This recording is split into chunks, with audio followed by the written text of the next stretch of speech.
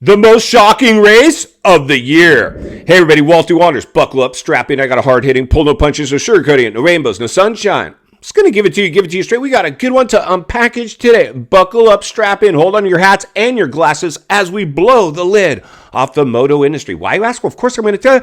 Nobody else will. Snowflakes, rainbows, sunshine, financial gain, somebody in somebody else's pocket, paid promotion, you name it all. Nobody giving real talk. So welcome. If you're new, please subscribe. Subscribe right away. Never been a more important time in moto history. Centered, surrounded with like-minded people. Iron. We'll sharpen some moto iron. We're going to sharpen some moto iron today.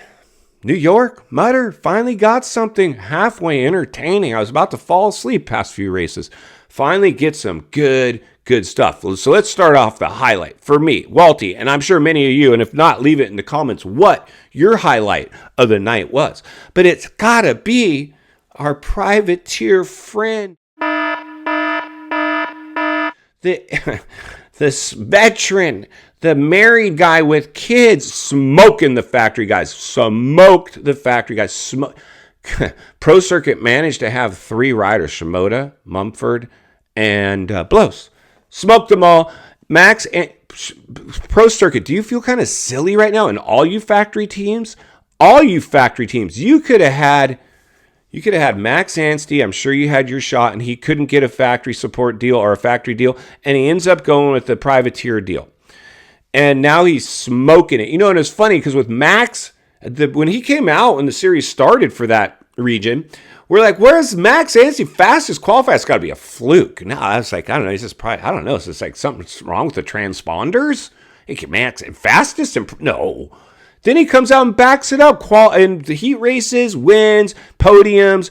He's holding his own. They're like, dude, what the heck, this guy? And then he had some looked like this dude's for real. He is for real, but then he had some bad races. It's like, oh, okay, well, his 5 minutes of fame apparently over. No. Max Anstey is back in a big way. Checkers, flag to checkers, gate drop to checkers, whatever. Wire to wire. Max Anstey smokes the factory guys. Only guy that had anything for him was Jetson, and that was towards the end of the race when Max was doubling stuff or singling it, and lappers got in the way, and Jets is fast in the whoops, like lightning fast. Like they've got unobtainium in the bike clearly, and the dude is just, on his game, and Hunter is just like, who's Hunter? Oh, his brother. Yeah, he's just going along for the ride. Even though that dude, if Jet's not in the picture, we're talking about Hunter because he's that fast. But not Jetson fast. He's not making nearly as much money as Jet. I didn't see Hunter Donuts yet. And I hope I never do. If I see Hunter Donuts, dude, I don't know. I might lose it. Whew. Donuts, dude. Come on, dude. Really? So it was rad. And the other cool thing, did you see what Max Anstey said? Let's see if you guys are going to guess this. Put it in the comments. Did you see what he said on the podium? I'll tell you what he said. He said, I don't have to race the outdoors now.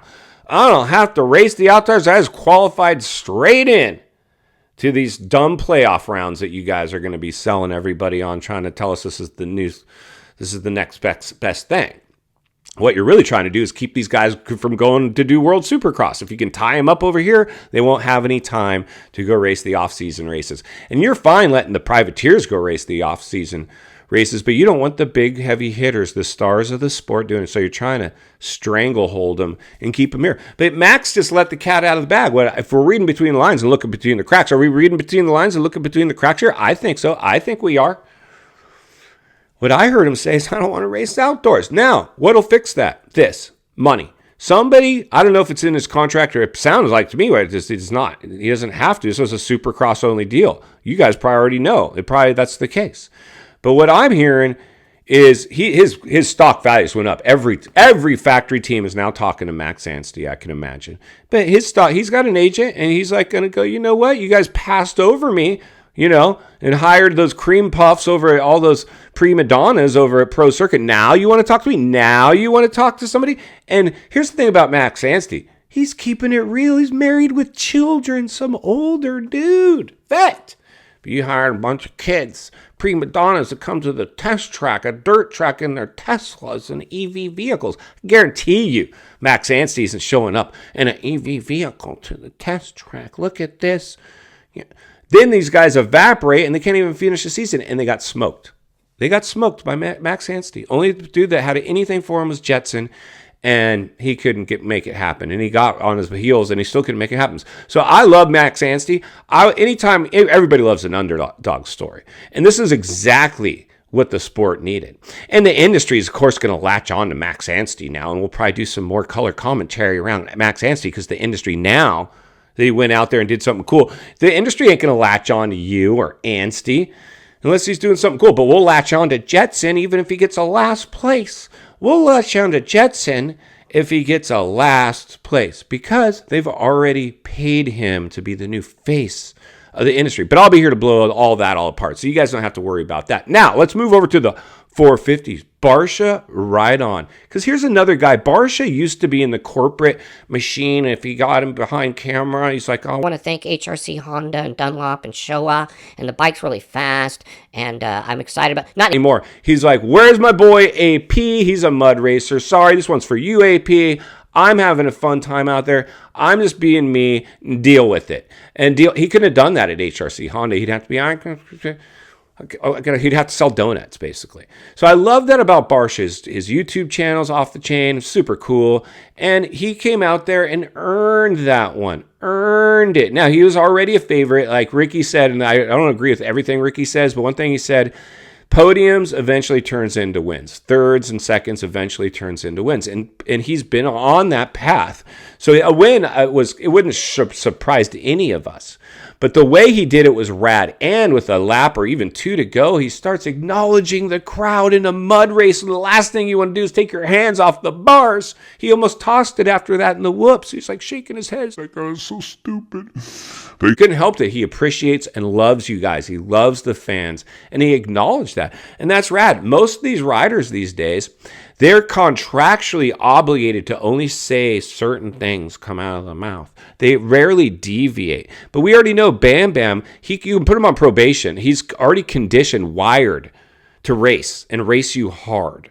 And so you got to appreciate Bam Bam. I would love nothing more. And his stock value clearly going up, but he's already rich. You see, that's the rad thing about Bam Bam. He's completely content with where he's currently at in his career. He is set for life. He's racing now because he wants to, not because he has to. I'm sure he's got a financial advisor that's taken his money and put it in some solid investments. A lot of these guys that you're watching, they gotta go race.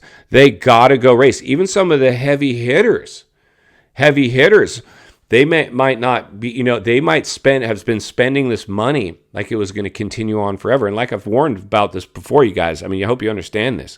This economy that we're going through, a recession, is going to reach in and shake up the whole industry. Riders, teams, sponsor it. Everybody gets hit in an economic downturn, my friends. I've lived and worked in the trenches of Supercross during that mess. Whew, no fun. And final thoughts I come to you as a friend, as a moto guy. Somebody wants to see you not only win on the track, off the track, under the waters now, shark infested. The waters in New York made it shark infested. Congratulations, Max Anstey. You smoked the factory guys that overlooked you. Congratulations, Justin Barcia. They tried to keep you from being yourself. It didn't work. We're going to continue to blow the lid off it every step of the way, because it's not only what we need, it's in fact what we deserve. If you appreciate the content, I want to humbly ask you to give the video a like, subscribe to the channel, leave a comment below. I'd love to hear from you. Social media link in the description of this video if you'd like to contact me there. And if you enjoyed this video, I know you're going to love the next video on your screen, and there's an easy subscribe icon for your convenience. As always, thank you for your time. Don't go over the bars today. I'll see you on the next video.